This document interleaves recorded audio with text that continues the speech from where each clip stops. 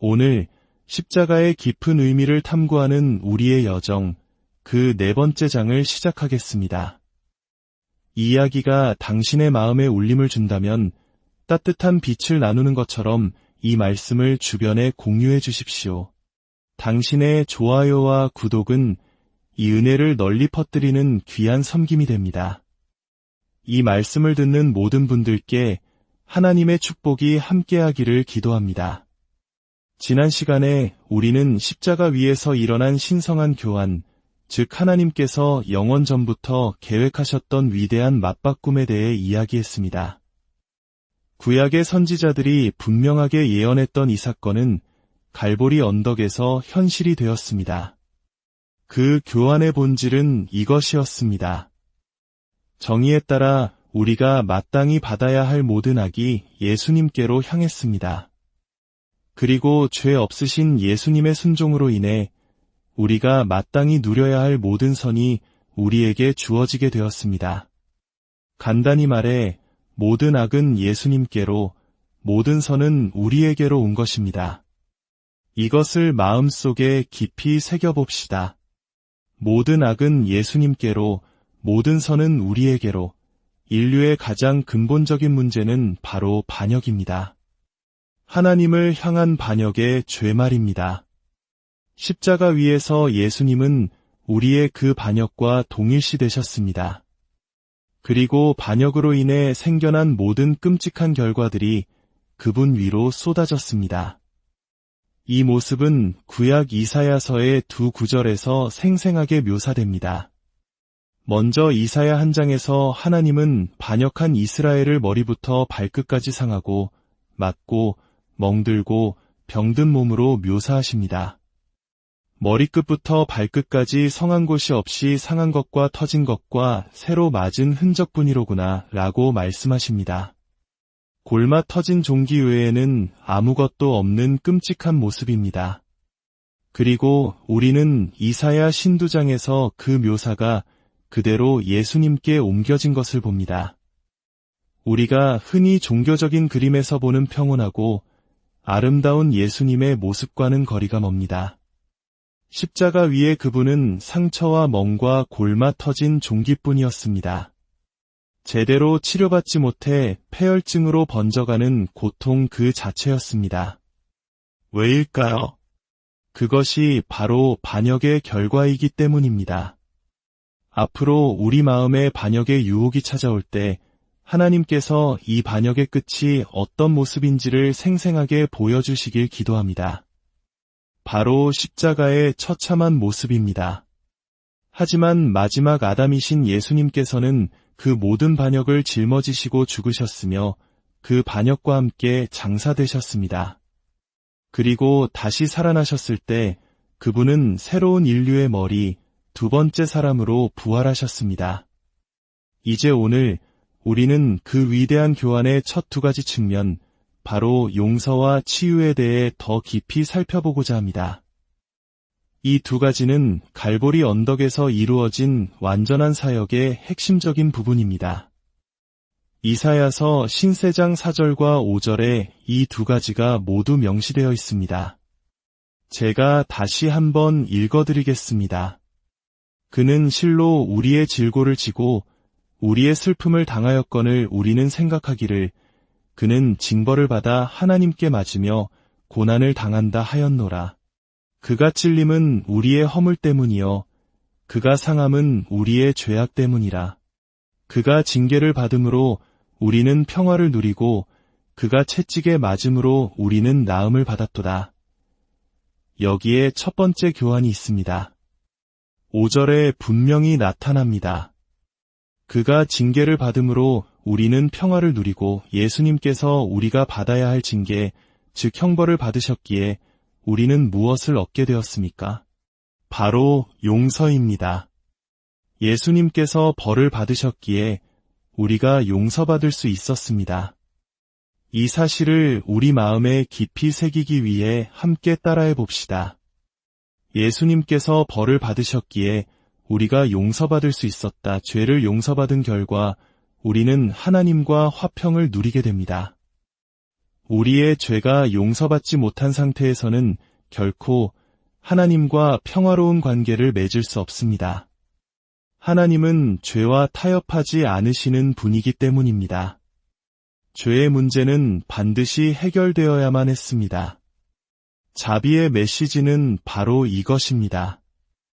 우리의 죄가 십자가 위에 예수님 안에서 해결되었다는 것입니다. 그분께서 죽으심으로 우리 죄의 대가를 치르셨습니다. 성경은 말합니다. 죄의 삭은 사망이라. 예수님께서는 십자가 위에서 그 사망의 대가를 우리를 대신하여 지불하신 것입니다. 로마서 5장 1절을 보겠습니다.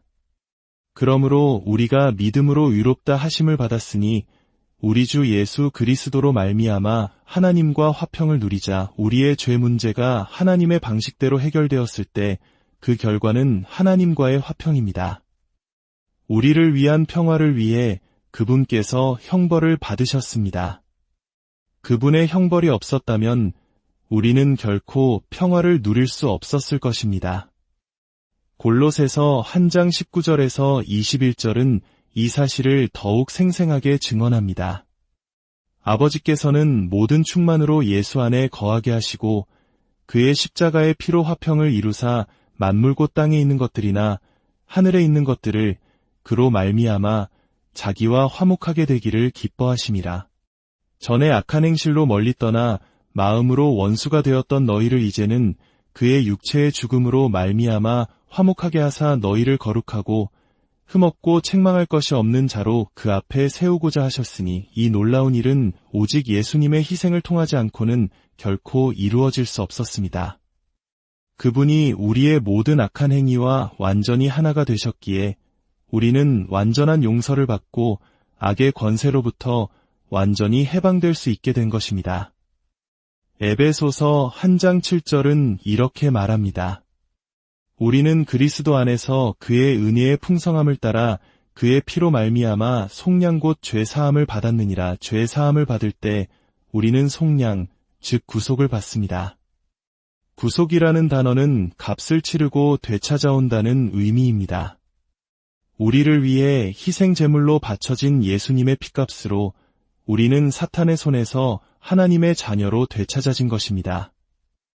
이것을 당시 로마 시대의 노예 시장에 비유하면 더욱 가슴에 와 닿습니다. 바울은 로마서 7장에서 자신을 죄 아래 팔린 자라고 표현합니다. 당시 로마에서는 노예를 팔 때 사람을 단상 위에 세우고 등 뒤에 있는 기둥에서부터 머리 위로 창을 내밀었습니다. 단상 위, 펼쳐진 창 아래에 서 있는 사람을 보면 누구나 그가 노예로 팔리고 있다는 것을 알 수 있었습니다. 바울은 말합니다. 나는 내 머리 위로 뻗은 죄의 창 아래 팔린 존재와 같다. 나에게는 선택권이 없다. 노예는 자신이 무엇을 할지 선택할 수 없습니다. 주인이 결정할 뿐입니다. 같은 시장에서 팔린 두 여인 중 한 명은 요리사가 되고 다른 한 명은 매춘부가 될 수도 있습니다. 그들에게는 선택권이 없습니다. 죄인인 우리도 마찬가지입니다.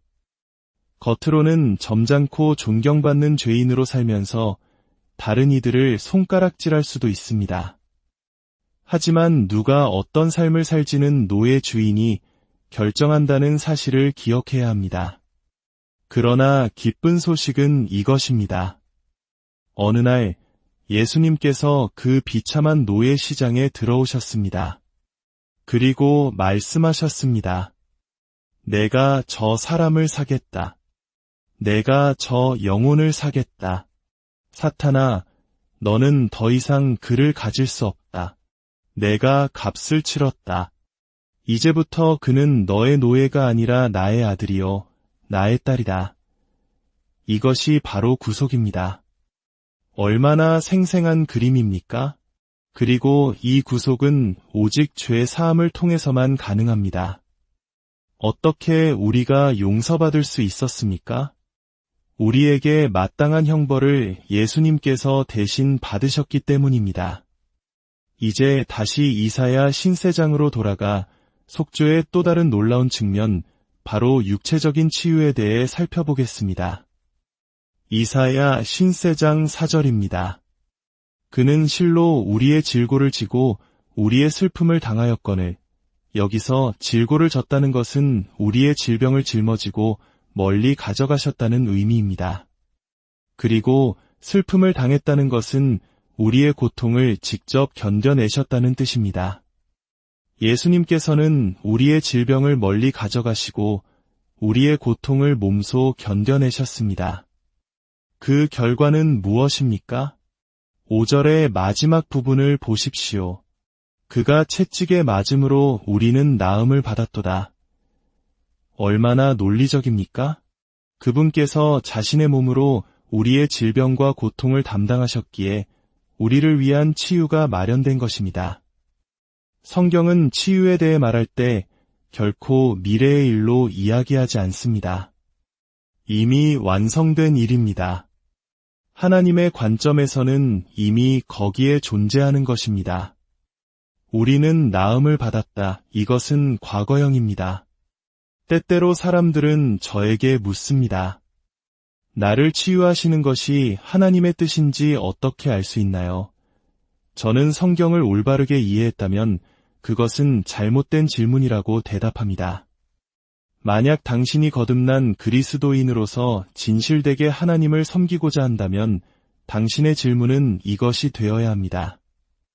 나를 치유하시는 것이 하나님의 뜻인지 어떻게 알 수 있나요?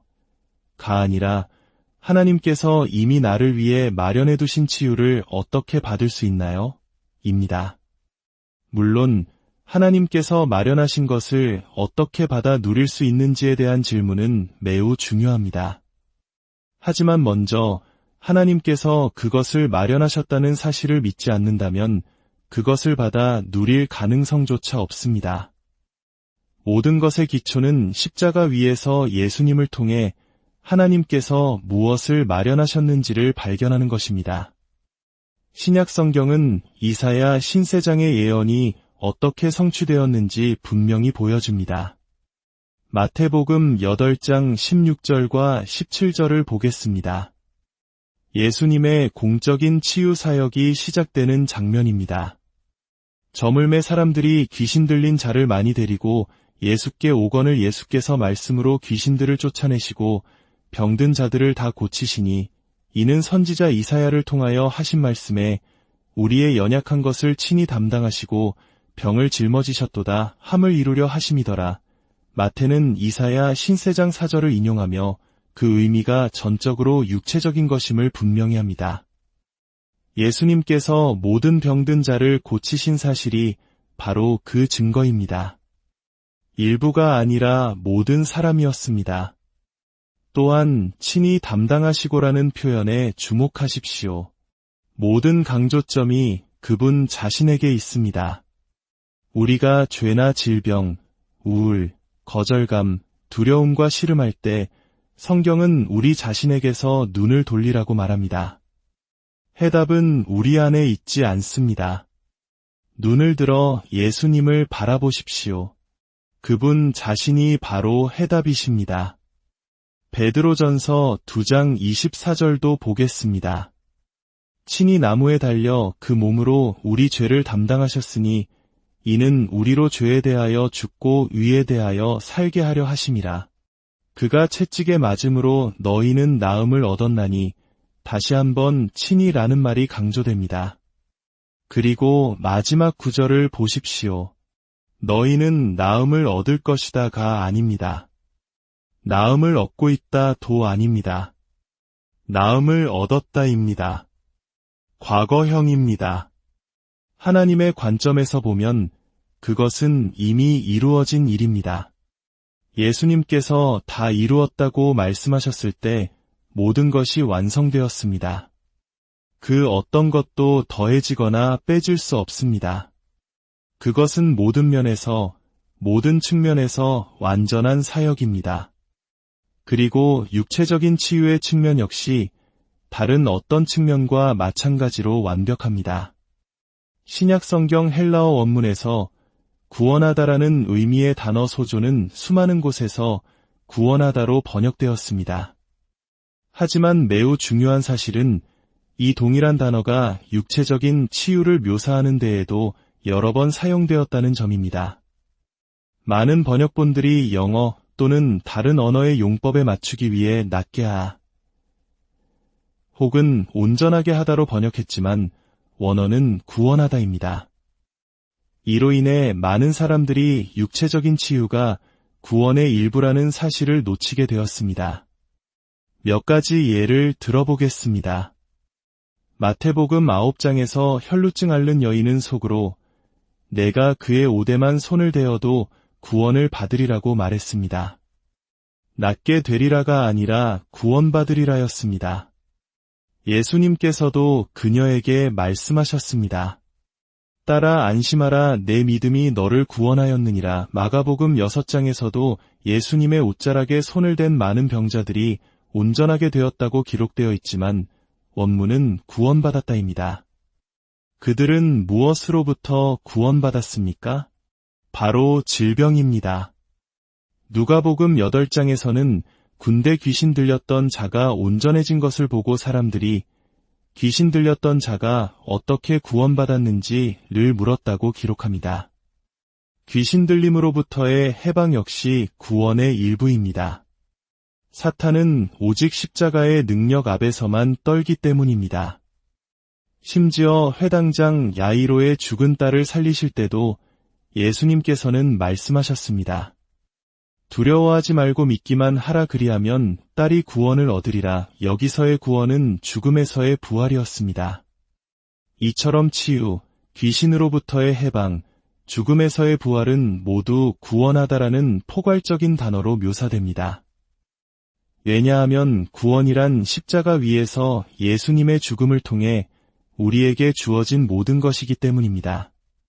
우리가 믿는 순간부터 이 땅에서의 시간을 마치고 영원으로 들어가는 순간까지 우리는 십자가의 희생으로 마련된 구원 안에서 살아가는 것입니다. 히브리서 2장 3절은 우리에게 이렇게 경고합니다. 우리가 이같이 큰 구원을 등한히 여기면 어찌 그 보응을 피하리요. 어떤 사람들은 구원을 거절합니다. 하지만 저는 수많은 그리스도인들이 구원을 거절하지는 않지만 등한히 여긴다고 생각합니다. 그들은 하나님께서 자신들을 위해 무엇을 마련하셨는지 진정으로 알아보려 하지 않습니다. 그저 전통적인 견해나 교단의 가르침 일부만을 받아들입니다. 하나님께서는 우리가 위대한 구원을 소홀히 여기지 않기를 원하십니다. 어쩌면 지금 당장은 아니더라도 앞으로의 인생길에서 이 구원이 절실히 필요한 순간을 반드시 마주하게 될 것입니다. 부디 우리 각 사람이 이토록 위대한 구원을 등한히 여기지 않도록 하나님께서 도와주시기를 간절히 기도합니다. 십자가가 가져다주는 용서와 치유의 은혜가 오늘 여러분의 삶을 가득 채우기를 소망합니다. 위대한 구원이 주는 참된 평안 속에서 살아가시기를 주님의